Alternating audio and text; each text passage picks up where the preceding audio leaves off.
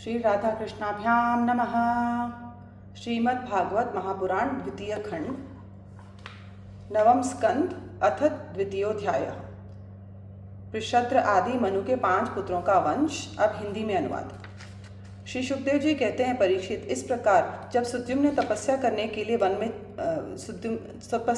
One में चले गए, तब वैवस्वत मनु के पुत्र की कामना से यमुना के तट पर 100 वर्ष तक तपस्या की।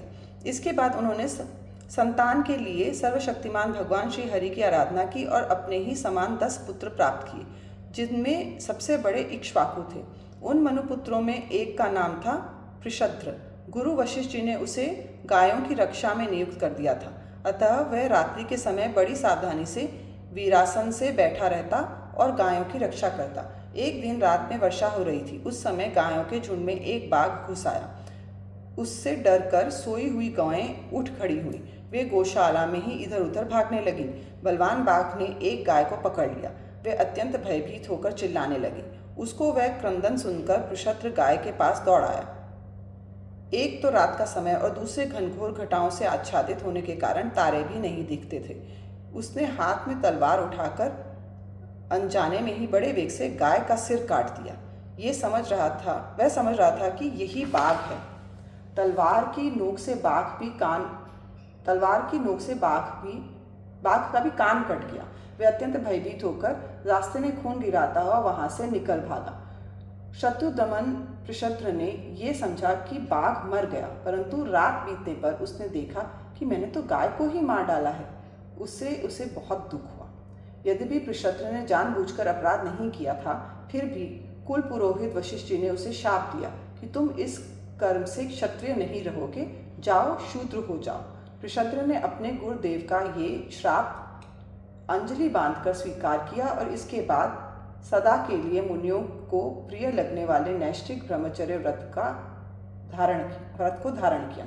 वह समस्त प्राणियों का अहेतुक हितैषी एवं सबके प्रति समान भाव से युक्त होकर भक्ति के द्वारा परम विशुद्ध सर्वात्मा भगवान वासुदेव का अनन्य प्रेमी हो गया।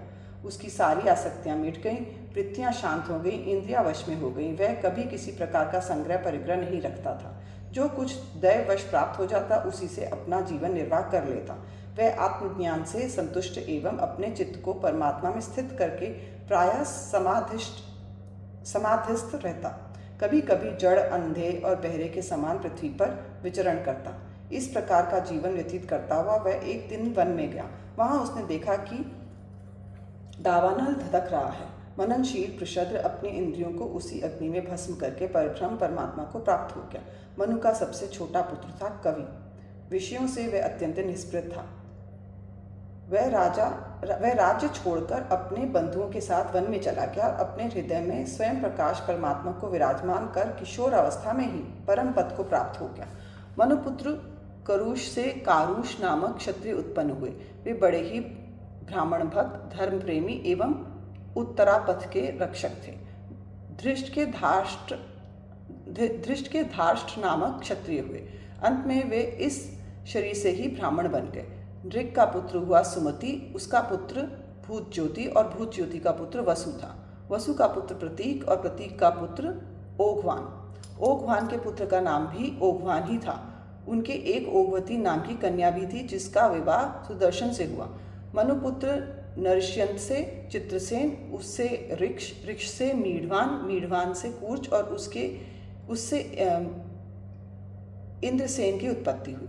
इंद्रसेन से वीतिहोत्र, उसके सत्यश्रवा से उरुश्रवा और उससे देवदत्त की उत्पत्ति हुई। देवदत्त के अग्निवेश्य नामक पुत्र हुए, जो स्वयं अग्निदेव ही थे। आगे चलकर वे ही कानीन एवं महर्षि जातुकर्ण्य के नाम से विख्यात हुए। परीक्षित, ब्राह्मणों का अग्निवेश्यायन गोत्र उन्हीं से चला है। इस प्रकार नरष्यंत के वंश का मैंने वर्णन किया। अब दिष्ट का वंश सुनो। दिष्ट के पुत्र का नाम था नाभाग। वह उस नाभाग से अलग है जिसका मैं आगे वर्णन करूंगा। वह अपने कर्म के कारण वैश्य हो गया। उसका पुत्र हुआ भलंदन और उसका वत्सप्रीति। वत्सप्रीति का प्रांशु और प्रांशु का पुत्र हुआ प्रमति। प्रमति के खनित्र के चाक्षुष और उनके विवंशति हुए। विवंशति के पुत्र रंभ और रंभ के पुत्र खनिनेत्र दोनों ही परम धार्मिक हुए। उनके पुत्र करंधमा और करंधम के अवीक्षित। महाराज परीक्षित, अवीक्षित के पुत्र मरुत चक्रवर्ती राजा हुए। उनसे अंगिरा के पुत्र महायोगी संवर्त ऋषि ने यज्ञ कराया था। मरुत का यज्ञ जैसा हुआ वैसा और किसी का भी नहीं हुआ। उस यज्ञ के समस्त छोटे बड़े पात्र अत्यंत सुंदर एवं सोने के बने हुए थे। उस यज्ञ में इंद्र सोमपान करके मतवाले हो गए थे और दक्षिणाओं से ब्राह्मण तृप्त हो गए थे। उसमें परसने वाले थे मरुदगण और विश्वेदेव सभासद थे। मरुद के पुत्र का नाम था दम। दम से राज्यवर्धन, उससे सुधृति और सुधृति से नर नामक पुत्र की उत्पत्ति हुई। नर से केवल से बंधुमान, बंधुमान से वेगवान, वेगवान से बंधु और बंधु से राजा तृणबिंदु का नाम जन्म हुआ। तृणबिंदु आदर्श गुणों के भंडार थे। अप्सराओं में श्रेष्ठ अलुम्बशा देवी ने उनको वरण किया, जिससे उनकी कई पुत्र इड़विड़ा नाम की एक कन्या उत्पन्न हुई। मुनिवर विश्रवा ने अपने योगेश्वर पिता पुलस्त्य से उत्तम विद्या प्राप्त करके इड़विड़ा के गर्भ से लोकपाल कुबेर को पुत्र रूप में उत्पन्न किया। महाराज तृणबिंदु के अपनी धर्मपत्नी से 3 पुत्र हुए, विशाल, शून्यबंधु और धूम्रकेतु। उनमें से राजा विशाल वंशधर हुए और उन्होंने वैशाली नाम की नगरी बसाई। विशाल से हेमचंद्र, हेमचंद्र से धूम्राक्ष, धूम्राक्ष से संयम और संयम से 2 पुत्र हुए, कृशाश्व और देवज। कृशाश्व के पुत्र का नाम था सोमदत्त। उसने अश्वमेध यज्ञों के द्वारा यज्ञपति भगवान की आराधना की और योगेश्वर संतों का आश्रय लेकर उत्तम गति प्राप्त की। सोमदत्त का पुत्र हुआ सुमति और सुमति से जन्मेजय। ये सब तृणबिंदु की कीर्ति को बढ़ाने वाले विशाल वंशी राजा हुए। इति श्रीमद्भागवते महापुराणे पारमहंस्यायां संहितायां नवमस्कन्धे 2. अध्यायः।